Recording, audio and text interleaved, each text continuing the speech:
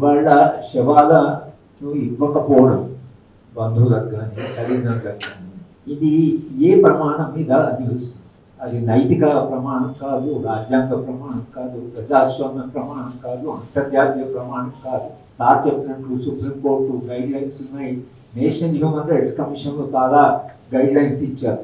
ఎట్లా శవాలని అసలు వాటిని ఎట్లా గౌరవించాలి? శవాలను గౌరవించమనేది మన నాగరికతలోనే ఒక భాగంగా, నాగరికత ఎవాల్వ్ అవుతున్నది, అది పరిణామం చెందుతున్న క్రమంలో శవాన్ని మనం ఎలా గౌరవించాలి, దానం ఎలా చేయాలి అనే దానికి కూడా శాస్త్రాల్లో కూడా దానికి ఒక ప్రత్యేకమైన పద్ధతి ఉంటుంది. ఇది హిందూ ధర్మశాస్త్రం ప్రకారం కూడా, వాళ్ళు నమ్మే హిందుత్వ ప్రకారం కూడా ఇది నిలవదు. సార్ చెప్పినట్టు రామాయణం చదివితే రామాయణంలో రాముడు రావణ్ణి డెడ్ బాడీని ఎట్లా ట్రీట్ చేయాలి అనేటువంటి ఆయన చెప్పడం అనేది హిందూ. పోనీ ఆ ప్రమాణం కానీ, అంతర్జాతీయ ప్రమాణాలు కానీ, సుప్రీంకోర్టు ఇంతకుముందు గైడ్ లైన్స్ కానీ, ఎన్హెచ్ఆర్సీ గైడ్ లైన్స్ కానీ ఏ ప్రమాణాలకి నిలవదు. ఇవాళ మీరు శవాలను ఇవ్వకపోవడం, బంధువులు ఉన్నారు, తల్లిదండ్రులు ఉన్నారు, 4-5 రోజులు అక్కడ వాళ్ళు వెయిట్ చేస్తున్నారు, వాళ్ళ శవాలు ఇస్తారేమో. కేశవరావు గారి తమ్ముడు ఆయన ఏమన్నా అంటే, మా అన్న శవాన్ని ఇస్తే మా పిల్లలకు చూయిద్దాం అనుకున్నాం. ఆయన పిల్లలు ఎప్పుడు చూడలేదు కనుక మా పిల్లలు చూయించే దానం చేద్దాం అనుకున్నాం. మేము ఇన్ని రోజులు ఇక్కడ ఎదురు చూసాం. చివరికి ఆయన ఆగ్రహంగా ఆయన ఏమన్నంటే, మేమెప్పుడు ఆయన భావజాలంతో మేము అంగీకరించలేదు, కానీ ఇవాళ మేము మమ్మల్ని అందరినీ నక్సలైట్లని మమ్మల్ని ఇక్కడే ఎన్కౌంటర్ చేయించాను కూడా అంత ఆగ్రహం దాకా తీసుకెళ్ళారు. అంటే ఎందుకు అసలు కాల్చినట్టు, బాడీస్ ఎందుకు దానం చేసినట్లు అంటే మరి శవాలకు భయపడుతున్నారా? శవాలకు భయపడ్డ తర్వాత ఇక రాజ్యం ఎలా ఉంటుంది? రాజ్యము దానికి ఉండే బలము, దానికి ఉండే వేలాది సంఖ్య, లక్షలాది సంఖ్యలో ఉండే బలము, ఇంత ఆయుధాలు, ఇంత పెట్టుకొని అక్కడ ఒక శవానికి మీరు భయపడి శవము ఒకళ్ళు బయటకు వస్తే ప్రజలు స్పందిస్తారేమో, పెద్ద ప్రొసెషన్ జరుగుతుందేమో, లా అండ్ ఆర్డర్ ప్రాబ్లం వస్తుందేమో అనే రాజ్యము అది ఎట్లా అసలు పరిపాలించడం? రాజ్యానికి ఆ మాత్రము విశ్వాసం లేకపోయినా దాని మీద శవము బయటకు వస్తే ప్రజలంతా స్పందిస్తారంటే వాళ్ళ భావజాలాన్ని కానీ వాళ్ళ త్యాగాన్ని కానీ బయట సమాజం అంగీకరిస్తుందనే కదా మీరు అంగీకరించింది. ఒకవేళ వాళ్ళు నిజంగానే దేశ శత్రువులు మీరు అన్నట్లుగా వాళ్ళు మొత్తంగా అభివృద్ధి వ్యతిరేకులు, వాళ్ళు కేవలం హింసనే నమ్ముకున్నారు అని మీరు ఒకవేళ అనుకుంటే ప్రజల్లో అంత స్పందన వస్తుందని మీరు ఎందుకు అనుకుంటున్నారు? అంటే ప్రజలంతా గౌరవిస్తున్నారని అనుకున్నప్పుడు, ప్రజలంతా స్పందిస్తారని అనుకున్నప్పుడు మరి ఆ ఉద్యమం పట్ల మీ అభిప్రాయం మీద ఉండాలి. ఆ ఉద్యమమే స్వయాన మేము శాంతి చర్చలకు సిద్ధంగా ఉన్నామన్నప్పుడు అది ఒక పెద్ద అవకాశం కదా రాజ్యానికి, అది ఒక పెద్ద అవకాశం. గతంలో కాంగ్రెస్ పార్టీ ఈ ఉద్యమాన్ని, ఈ పోరాటాన్ని ఎట్లా అర్థం చేసుకోవాలని చాలా ప్రయత్నాలు చేశారు. చాలాసార్లు సమావేశాలు పెట్టారు, సమావేశాలు పెట్టి చర్చించారు. అలాగే ప్లానింగ్ కమిషన్ ఒక కమిటీనే వేసింది. ఈ ఉద్యమం యొక్క మూలాలు ఏమిటి, ఈ ఉద్యమం ఎందుకున్నది. 2013లో సోనియా గాంధీ గారు ఓ మీటింగ్ పెట్టారు, మమ్మల్ని అందరూ కూడా పిలిచారు. ఈ ఆదివాసీ ప్రాంతాల్లో ఇంత అలజడి ఎందుకున్నది, దానికి ఏం చెయ్యాలి అని ఒక చర్చ. అంటే నిరంతరంగా ఒక చర్చ జరుగుతున్నది. అంటే ఉద్యమం అణచాలని ఒకవైపు, అలాగే ఉద్యమాన్ని అర్థం చేసుకోవాలని మరొక వైపు, ఇది నిరంతరంగా జరుగుతున్నది. దాని కొరకనే ప్లానింగ్ కమిషన్ ఓ కమిటీ వేసి డాక్టర్ శంకరన్ గారు, బాలగోపాల్ గారు, నందిని సుందర్, బేలా భాగ్య వీళ్ళందరినీ వేసి ఆ కమిటీ ఒక రిపోర్ట్ ఇచ్చింది ప్లానింగ్ కమిషన్. దీనికి మూలాలు ఎక్కడున్నాయి, ఆ మూలాలకు మీరు వెళితే ఈ ఉద్యమం దీనికి పరిష్కారం మీకు దొరుకుతుంది, ఒక రాజ్యాంగపర శాంతియుత పరిష్కారం మీకు దొరుకుతుంది అని ఒక ప్రయత్నం జరిగింది. ఈ ఏ ప్రయత్నం లేకుండా ఇవాళ మేము మొత్తంగానే ఉద్యమాన్ని ముహూర్తం కూడా పెట్టి ఆ లోపల మేము మొత్తం ఉద్యమాన్ని అణచివేస్తాం అని మీరు అంటున్నారు. ఉద్యమాన్ని అణచివేస్తే సమస్యలు ఉంటాయి, సమస్యలు పరిష్కారం చేయడం వల్ల సమాజంలో శాంతి వస్తుంది. కానీ నేను చాలా సందర్భాలు చెప్తున్నాను, ఇవాళ ఛత్తీస్గఢ్లో కానీ, జార్ఖండ్లో కానీ, సెంట్రల్ బీహార్లో కానీ, గడ్చిరోలి కానీ, వెస్ట్ బెంగాల్లో కానీ ఎక్కడైతే ఈ ఉద్యమం, ఈ పోరాటాలు జరుగుతున్నాయో ఈ ప్రాంతాలన్నీ ఆదివాసీ ప్రాంతాలు. ఆదివాసీ ప్రాంతాల్లో నిరంతరంగా ఈ పోరాటాలు ఎప్పుడు జరుగుతున్నాయి? 200 ఏళ్ళ నుంచి జరుగుతున్నాయి. 150 ఏళ్ళ కింద మీరు బిర్సా ముండా చనిపోయారు. ఈ మధ్యన బిర్సా ముండా ఆయన చనిపోయిన దాన్ని సెలబ్రేట్ చేశారు ప్రభుత్వం. ఇదే ప్రభుత్వం ప్రధానమంత్రి వీళ్ళు బిర్సా ముండా పూలహారం వేశారు.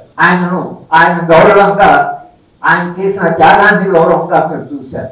అలాగే సీతారామరాజు 100 ఏళ్ల క్రితం, అలాగే కొమరం భీమ్ రాజీవ్ గోండ్ల ಮತ್ತೆ స్వాతంత్రోద్యమం నిండా పోరాటాలు ఉన్నాయి. ఆదివాసీ పోరాటాలు ఎందుకు ఆదివాసీ పోరాటాలు ఇంత నిరంతరంగా ఆగకుండా నిరాఘాటంగా ఎందుకు పోరాటాలు చేస్తున్నారు?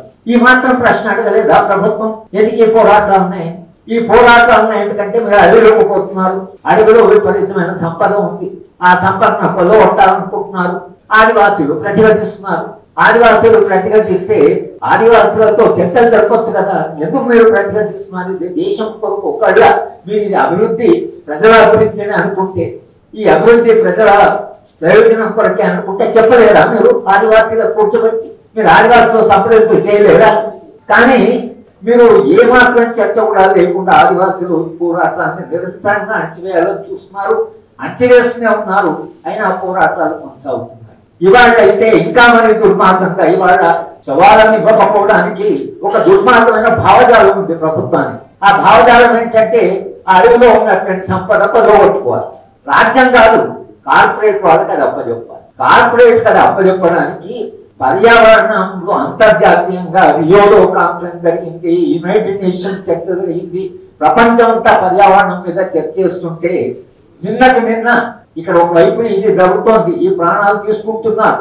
ఎన్విరాన్మెంటల్ డిపార్ట్మెంట్ మొత్తము పర్యావరణాన్ని కాపాడుకోవడానికి ఆ డిపార్ట్మెంట్ పెడితే మీరు మహారాష్ట్రలో 1,00,000 చెట్లను కొలగొట్టడానికి పర్మిషన్ ఇచ్చారు. ఇవాళ ఛత్తీస్గఢ్ లో 2 లక్షల చెట్లు కూలగొట్టాలి. ఇప్పుడు అక్కడ ఉన్న మీరు లక్షల చెట్లని కూలగొట్టొచ్చా?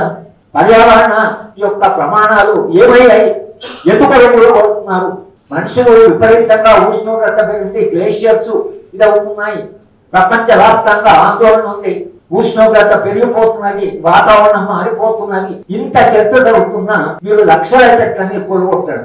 చెట్లను కొలగొడుతున్నారు, మనుషులను కొలగొడుతున్నారు. మనిషి ప్రతిఘటిస్తే మనిషిని తప్పుతున్నారు. చెట్టు అడ్డం వస్తే చెట్టును నడుపుతున్నారు. దేని కొరకు? ప్రశ్న ఏంటంటే దేని కొరకు మీరు చేస్తున్నారు? ఈ ఖనిజాలు తీసుకుంటారు, తీసుకొని ఏం చేస్తారు? కార్లు ఉత్పత్తి చేస్తారో మీరు వస్తువులు ఉత్పత్తి చేస్తారు. ఆ కార్లో ప్రయాణం చేయడానికి వాతావరణం ఉండాలి కదా. అసలు దేశంలో ప్రపంచంలో ఒక వాతావరణం లేకుండా మనిషి ఎట్లా బతుకుతాడు?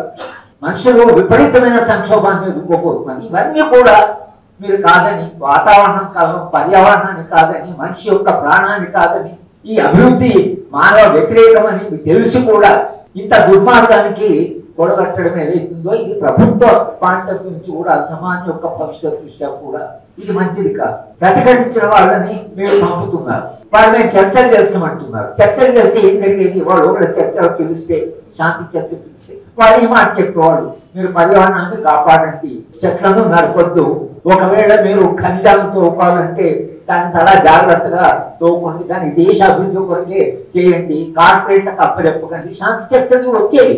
మీ అభిప్రాయంలో మీరు చెప్పగలిగేవారు. కానీ శాంతి చర్చలే వద్దని, ఇంకా దానికి శాంతి చర్చలు చేస్తామన్న వాళ్ళని మీరు చంపేసి వాళ్ళకు కూడా వాళ్ళ శవాలను కూడా ఇవాళ ఇస్తే జనం విపరీతంగా వస్తారు.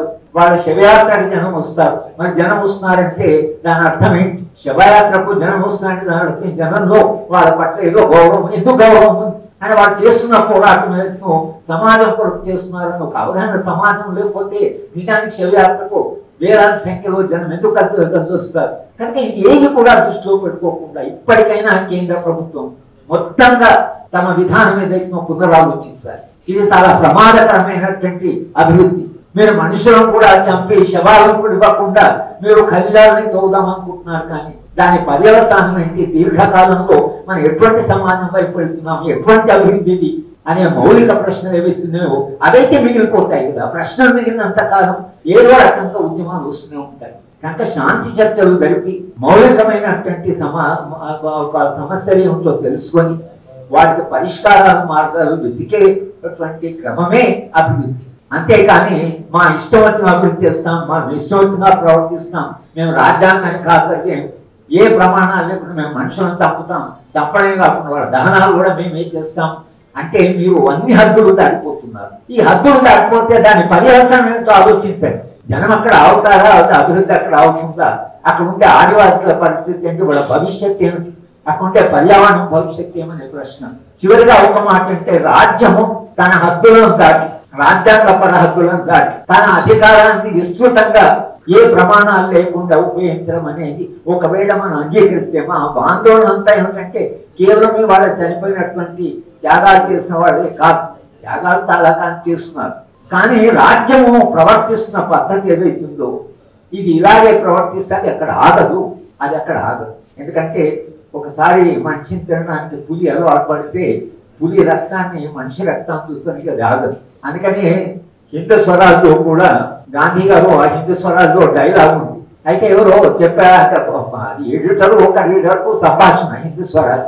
దాంట్లో ఒక సంభాషణ ఏంటంటే ఒకవేళ బ్రిటిష్ వాళ్ళు మారి వాళ్ళు మనల్ని బాగా పరిపాలిస్తాము అని ఒకవేళ వాళ్ళు మన వాగ్దానం చేస్తే మీరు స్వాతంత్రోద్యమం ఆగిపోతుందా అంటే గాంధీ గారు పులి తన స్వభావాన్ని మార్చుకుంటుందని మీరు మనం ఒప్పిస్తే నేను దానికి ఒప్పుకుంటాను. అంటే ఇది పులి స్వభావం ఏదైతుందో అది మారడం చాలా కష్టం. దానికి అందుకనే రాజ్యాంగము, రాజ్యాంగబద్ధము, చట్టబద్ధం ఇవన్నీ పెట్టించి దాన్ని కంట్రోల్ చేయడానికి.